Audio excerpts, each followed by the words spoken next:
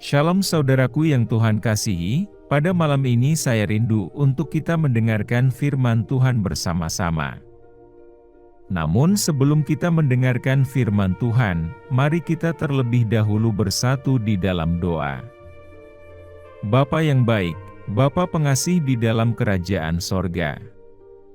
Pada malam ini kami rindu mendengarkan firman-Mu. Biarlah kiranya firman ini bisa menjadi berkat untuk kami yang mendengarkan. Berkati kami dalam malam istirahat kami hari ini, kiranya Tuhan Yesus beserta dengan kami. Berkati kami dalam setiap pergumulan kami, agar kami bisa melewatinya dengan tuntunan Roh Kudus. Inilah yang menjadi doa dan permohonan kami, karena kami berdoa hanya di dalam nama Tuhan Yesus Kristus yang hidup. Amin.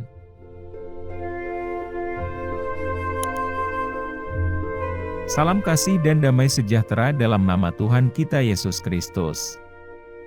Hari ini, kita berkumpul di hadapannya untuk memperoleh penghiburan dan petunjuknya dalam menghadapi tantangan dan kesulitan hidup. Kehidupan ini seringkali penuh dengan cobaan, namun sebagai orang percaya, kita memiliki janji bahwa kita dapat menemukan ketenangan di tengah-tengah kesulitan. Saudaraku, dalam Yohanes 16, ayat 33, Yesus berkata, "Dalam dunia ini kamu akan mendapat penderitaan. Tetapi, bersukacitalah, aku telah mengalahkan dunia." Firman ini memberi kita pengertian yang mendalam tentang realitas hidup ini. Kesulitan dan penderitaan akan ada, tetapi Yesus memberikan harapan dan ketenangan di tengah-tengahnya. Pertama-tama, untuk menemukan ketenangan di tengah kesulitan, kita perlu mengarahkan pandangan kita kepada Allah. Dalam Mazmur 46, ayat 1-3, kita diberitahu bahwa Allah adalah tempat perlindungan dan kekuatan kita, yang siap membantu kita dalam kesesakan. Ketika kita mengalami kesulitan, marilah kita berpaling kepadanya dalam doa. Dia adalah sumber ketenangan yang tak tergoyahkan. Kedua, kita harus mengingat janji-janji Allah yang tercantum dalam firman-Nya. Di dalam Alkitab, kita menemukan berbagai janji Allah yang memberikan ketenangan di tengah cobaan. Dalam Yeremia 29, ayat 11, Tuhan berfirman, "Sebab aku ini mengetahui rancangan-rancangan apa yang ada padaku mengenai kamu, demikianlah firman Tuhan, yaitu rancangan damai sejahtera dan bukan rancangan kecelakaan, untuk memberikan kepadamu hari depan yang penuh harapan." Firman ini mengingatkan kita, bahwa Allah memiliki rencana baik dan harapan bagi kita, meskipun kita sedang berada di tengah-tengah kesulitan. Yang ketiga, ketenangan sejati dapat kita temukan dengan memperoleh persekutuan dengan Allah, dan melibatkan diri dalam kehidupan gereja. Ketika kita terhubung dengan Tuhan, dan berbagi kehidupan kita dengan sesama orang percaya, kita memperoleh dukungan dan kekuatan. Dalam Ibrani 10, ayat 25, kita ditegaskan untuk tidak meninggalkan pertemuan-pertemuan jemaat, tetapi untuk saling menguatkan dan menyemangati. Jika kita terisolasi dan mencoba menghadapi kesulitan sendirian, kita akan kehilangan ketenangan yang kita butuhkan. Jadi, marilah kita membangun dan menjaga hubungan dengan Tuhan dan sesama orang percaya. Yang terakhir, kita perlu melepaskan beban dan kekhawatiran kita kepada Tuhan.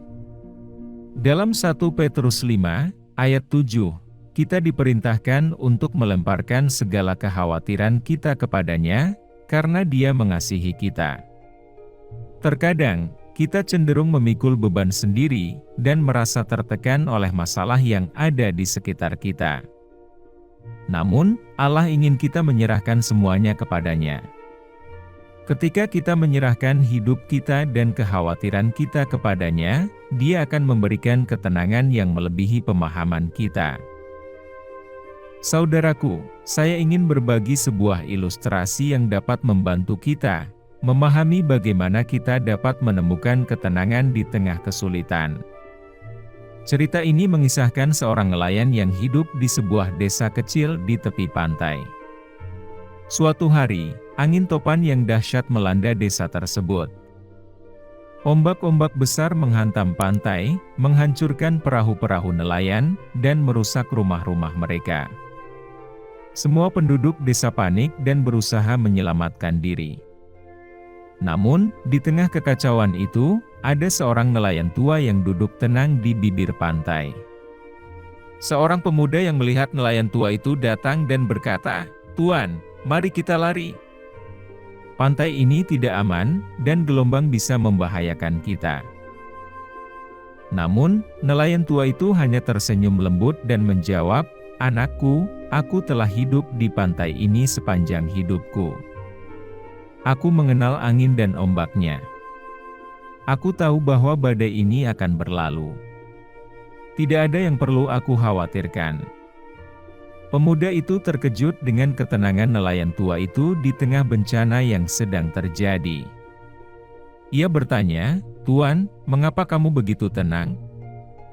Bagaimana kamu bisa menemukan ketenangan di tengah kesulitan seperti ini?" Dengan bijaksana, nelayan tua itu menjawab, "Anakku, ketenangan yang aku miliki bukan karena ketidaktahuan atau ketidakpedulian terhadap situasi ini. Tenang bukan berarti tidak ada kesulitan, tetapi itu adalah pilihan untuk percaya kepada Allah dan tahu bahwa Dia berkuasa di atas segala sesuatu. Aku telah belajar untuk menyerahkan hidupku kepadanya, dan ketika aku melakukannya, Dia memberikan ketenangan di dalam hatiku. Di tengah badai ini, aku percaya bahwa Allah yang baik akan melindungi dan memimpin jalanku." Saudaraku, ilustrasi ini mengajarkan kita sebuah pelajaran berharga. Ketika kita menghadapi kesulitan dan badai hidup, kita memiliki pilihan untuk menjadi seperti nelayan tua itu. Ketenangan bukan berarti mengabaikan realitas situasi yang sulit, tetapi itu adalah kepercayaan kepada Allah yang menguasai segala sesuatu. Ketika kita memilih untuk menyerahkan hidup kita kepadanya, Dia memberikan ketenangan yang melampaui pemahaman manusia. Dia adalah sumber ketenangan yang tak tergoyahkan di tengah badai kehidupan. Marilah kita mengikuti teladan nelayan tua itu dengan percaya kepada Allah, menyerahkan hidup kita kepadanya, dan menemukan ketenangan sejati di tengah-tengah kesulitan. Amin. Saudaraku, demikianlah renungan firman Tuhan pada malam hari ini, semoga menjadi berkat bagi kita semua.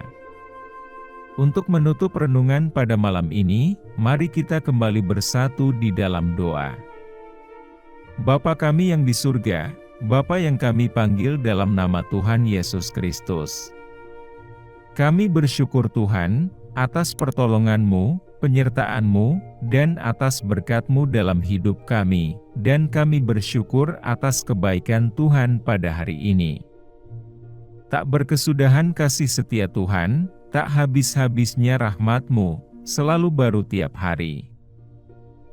Ya Tuhan, kami mau selalu belajar, dan terus belajar tentang firman-Mu, firman-Mu yang menguatkan, dan meneguhkan iman kami. Firman-Mu yang mengubahkan hidup kami. Kami mau berjalan bersama dengan Engkau di sepanjang kehidupan kami, agar kami tidak tersesat di dalam dunia ini. Kami mau melakukan firman-Mu ya Tuhan, di sepanjang hidup kami, agar kami tetap kuat berjalan bersama dengan Engkau.